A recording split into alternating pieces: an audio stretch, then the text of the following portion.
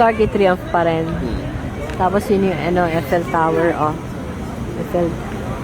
Eiffel. Pumunta pa tayo dun sa harap nun para makapagpakuha.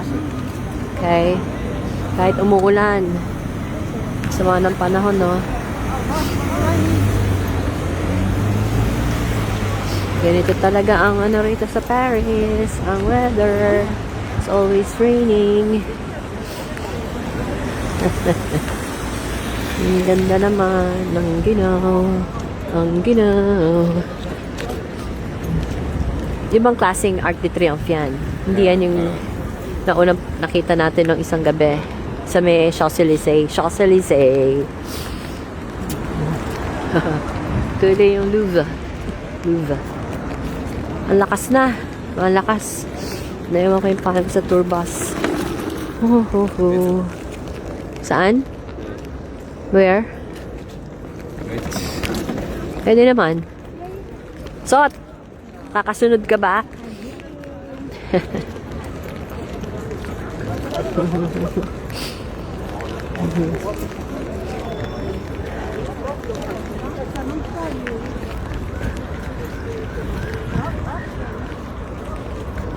Upsay, upsay.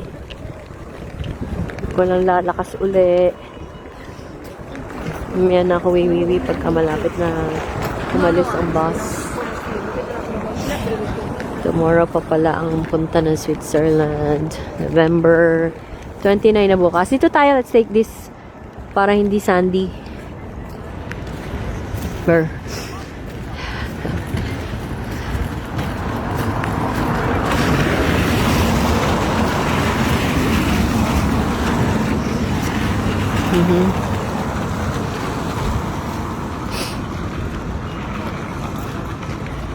Bakit sila na...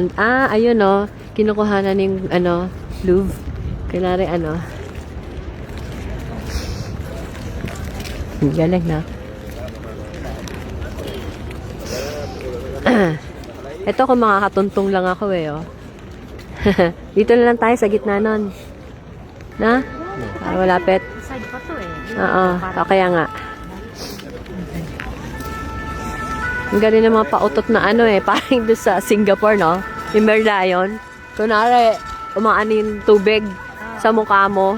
Sabi nga ng tour guide, hindi, pangit yun. Hindi swerte daw yun. Kailangan bag mo yung gaganon mo.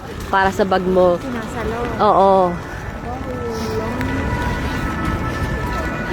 Yan, no? Ang gara. Tak.